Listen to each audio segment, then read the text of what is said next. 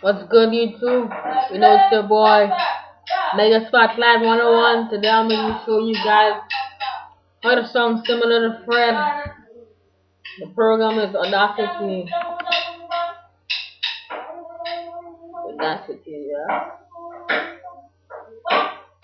We're going to record something. Remember to subscribe, rate, and comment, people. How to sound like Fred. So you come, just use this red button to record and just stop it. So we're gonna select what we just record here. Then we go to effect. Go to change speed. And we're just gonna play up with this to how you want it.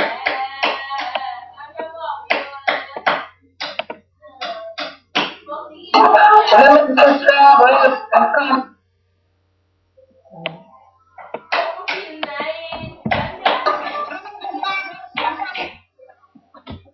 me try that. Let's see how that sounds.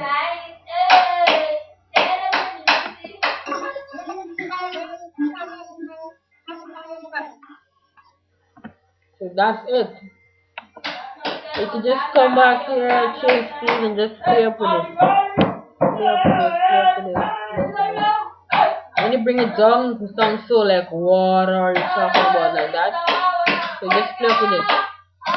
Well, that's really it. Yep.